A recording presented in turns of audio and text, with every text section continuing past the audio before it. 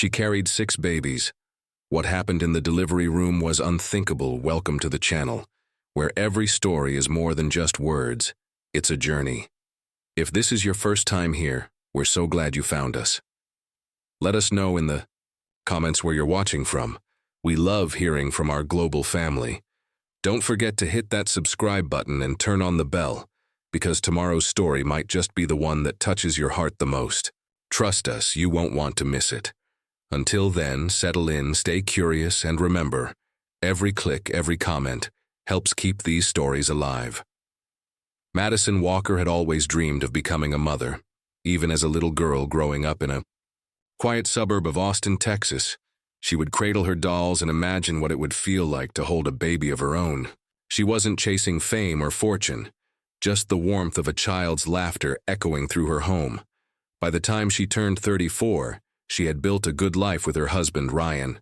They had a cozy house, steady jobs, and a love that had carried them through almost a decade of marriage. But one thing was still missing. For over a year, Madison and Ryan had tried to have a baby. Month after month, hope turned into heartbreak, and the silence in their home grew louder. She watched as friends celebrated baby showers, posted ultrasound photos, and brought their little ones into the world. Madison cheered for them outwardly, but deep down, each moment stung. Every negative pregnancy test felt like a quiet defeat, a reminder that something so natural for others was slipping further away from her. Doctors couldn't find any specific issue. They called it unexplained infertility. Madison called it exhausting. Still, she wasn't ready to give up. She started researching fertility treatments, though the very idea scared her. The procedures, the medications, the cost, it all seemed overwhelming. And emotionally, she wasn't sure she could take another disappointment. So, in an effort to clear their minds and reconnect, Madison and Ryan booked a last-minute trip to Costa Rica with a few close friends. The sun, the waves, the slow rhythm of life in the tropics, it was exactly what they needed. One evening, while gathered around a beach bonfire, Madison opened up about their struggle. Her voice cracked, but she didn't hide her tears. She said she felt broken, like maybe motherhood just wasn't in the cards for her. One of their friends, a soft-spoken priest named Father Thomas, gently placed a hand on her shoulder. He didn't offer pity. He didn't promise miracles. He simply said, "Someone up. There has big plans for you. I don't know what they are, but they'll be bigger than you ever expected." Madison smiled politely, not sure what to make of it. It felt like the kind of thing people say when they don't know what else to say. But still, the words lingered in her mind long after the fire burned out. When they returned home to Texas, something in Madison had shifted. She felt a quiet strength building inside her. Maybe it was the ocean air. Maybe it was Father Thomas's words. Or maybe it was just time. Either way, she turned to Ryan and said, "Let's try one more time, just once. Let's give artificial insemination a shot." They both knew it was a long shot. Madison even braced herself for another letdown. But sometimes the most unexpected yes begins with one final, brave try. And that's exactly what this was, the beginning of something far bigger than they could have imagined. Madison didn't expect the procedure to work. Not really. After all the heartbreak, she had learned to hope quietly. So when the nurse called her a few weeks later with the results, Madison froze. "You're pregnant," the voice said. She dropped to her knees in the kitchen. Tears spilled before the words could even fully sink in. Ryan rushed over, and when she whispered the news, he lifted her off the floor and spun her around. They had waited so long for this moment. It felt unreal. The first appointment came quickly. Madison lay on the exam table, her heart pounding. The nurse checked her blood work and smiled kindly. "Your HCG levels are really high," she said. Madison sat up slightly. "Is that bad?" "Not necessarily," the nurse replied. "But it could mean multiples." "Multiples?" Madison blinked. The idea of having twins felt like a dream come true. After struggling for so long, 2 babies would be a miracle. She and Ryan laughed nervously in the car on the way home, half joking about triplets, even quadruplets. A week later, they had their first ultrasound. The technician moved the wand slowly across her belly, eyes glued to the monitor. She didn't speak at first, just stared. Then, in a quiet, stunned voice, she said, "I see 5. The room went still. "5?" Ryan echoed, leaning forward.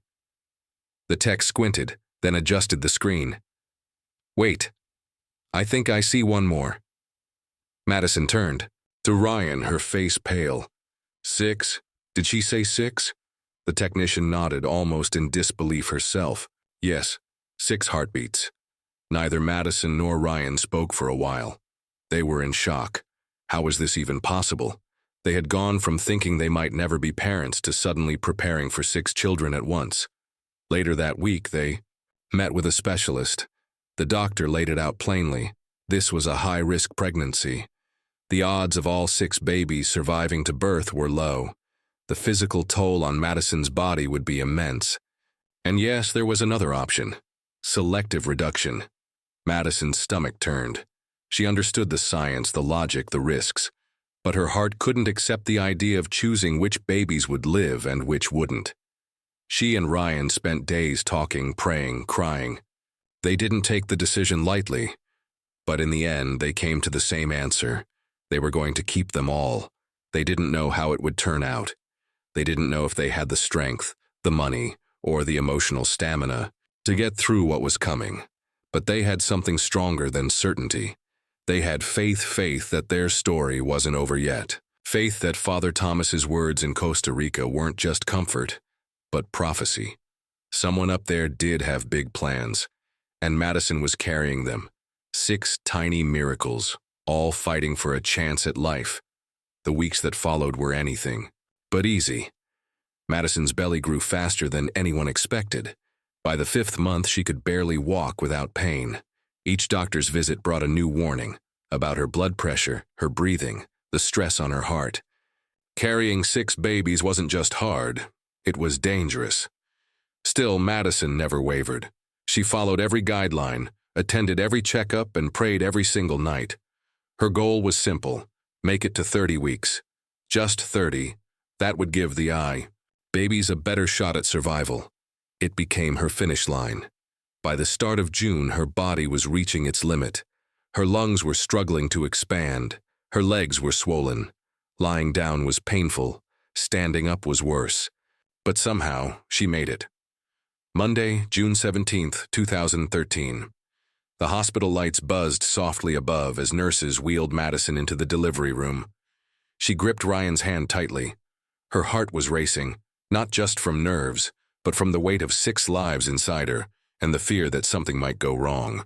Waiting in the room were 38 medical professionals: doctors, NICU nurses, anesthesiologists, neonatal specialists.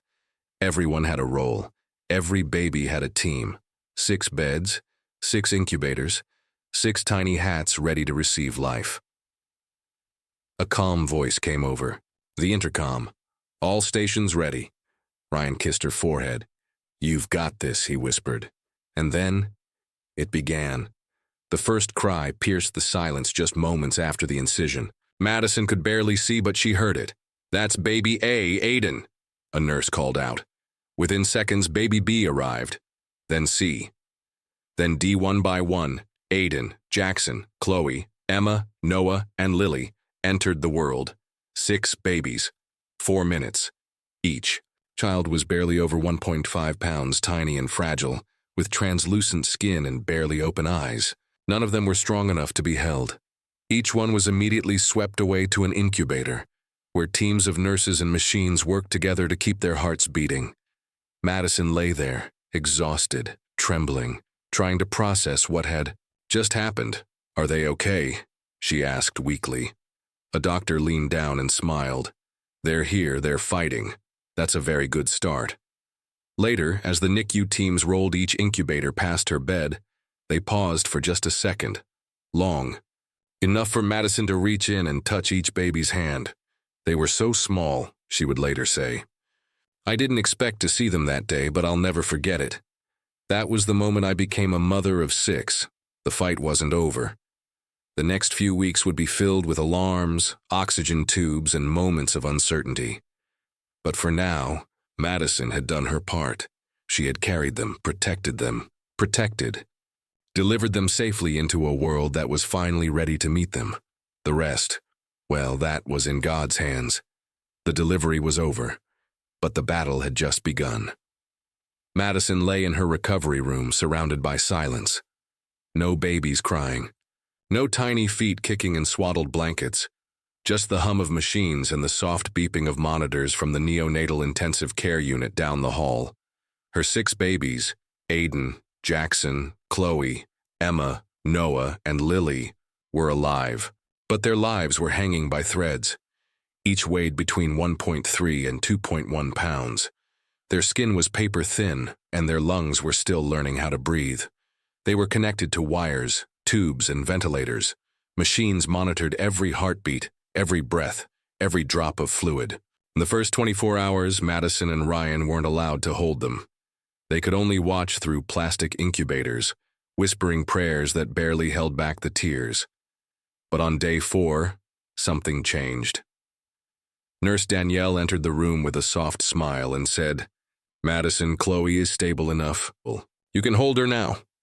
Madison's hand shook as the team carefully detached wires and bundled her daughter in a nest of blankets. It took 10 minutes to make the transfer. When Chloe was finally laid against Madison's chest, she weighed almost nothing. But the emotional weight was everything. She was the size of a football, Madison said later. But in that moment, she was the entire world. That first embrace changed everything. It wasn't just skin to skin. It was mother to daughter, soul to soul, hope to reality. In the days that followed, each baby had their own fight. Aiden struggled with jaundice and needed light therapy. Jackson had trouble keeping his heart rate stable. Emma was so tiny they called her Peanut. Noah had a minor brain bleed the doctors closely monitored. And Lily, the smallest of them all, was buried so deep in the womb during pregnancy that her body had been deprived of vital nutrients. Her brain was underdeveloped. Her chances were uncertain. Some nights Madison couldn't sleep. She would sit next to the NICU window and watch the machines blink, counting each breath her babies took. The alarms, the emergency calls, the sudden crashes in vital signs. They became part of the rhythm of her life, but so did the victories. Small, quiet wins that only NICU parents understand. The first time they opened their eyes. The first time they took milk through a feeding tube. The first time the monitors stayed quiet for an entire hour. And then, slowly, the babies began to grow, stronger. After 4 months, 5 of them, Aiden, Jackson, Chloe, Emma, and Noah, were cleared to go home. Lily, however, had to stay behind. She needed more time, more care, more prayers. She was literally underneath everyone in the womb. Madison explained. She didn't get what she needed, but she's a fighter. Ryan visited Lily every night. Madison called her every morning, singing lullabies through the incubator glass. They never left her alone, because no matter how small her body, her will to live was enormous. Bringing 5 babies home wasn't the end of Madison and Ryan's journey. It was just the beginning of a brand new kind of chaos. The house, once filled with silence and longing, was now alive with the sounds of tiny cries, the buzz of bottle warmers, and the shuffle of 2 exhausted parents trying to keep up. Madison joked that their living room looked more like a hospital nursery than a family home.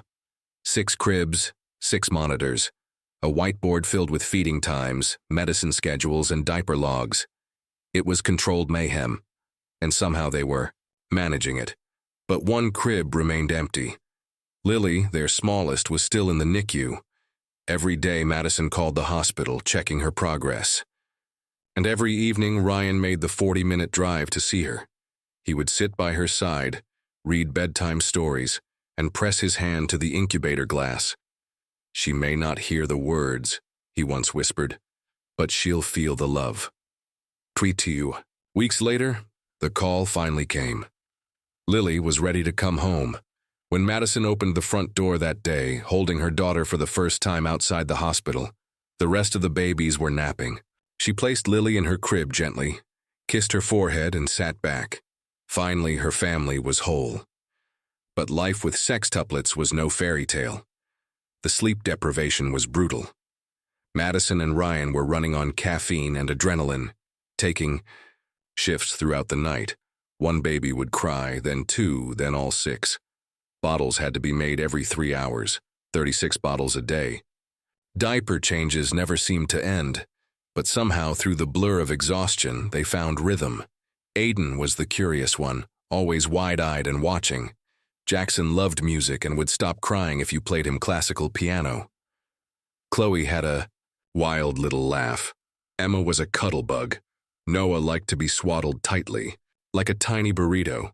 And Lily had the brightest smile of them all, even though she was still the most fragile. At their 6-month checkup, doctors confirmed what Madison already suspected. Lily's brain had been underdeveloped at birth. She would likely face challenges, speech delays, motor difficulties, maybe more. It hit hard. The room spun as the doctor gently explained the long road ahead, but Madison didn't flinch. "She's our miracle," she said. "Whatever it takes, we'll figure it out." And they did. By the time the kids turned 6, their home was filled with laughter, toys, and enough laundry to clothe a small army. 5 of the children were perfectly healthy, thriving in school and growing like weeds. Lily, though still needing special care, had joined a preschool for children with developmental needs. She worked harder than anyone, learning to walk, to talk, to write her name. "She's our sunshine," Madison said. "Every day she teaches us what strength really means." Their life was no longer quiet. It was loud, messy, unpredictable, but it was full of love, full of life, and more than anything, full of the miracle they once thought would never come true. We'd love to hear from you. Stories like Madison's remind us how powerful love, faith, and resilience can be in the face of impossible odds. Now it's your turn. Tell us what part of this journey touched your heart the most. Was it the moment she found out she was having 6 babies? The first time she held Chloe in the NICU? Or Lily's fierce fight to come home and thrive despite the odds? Maybe you've been through something similar, or know someone who has. Share your story in the comments.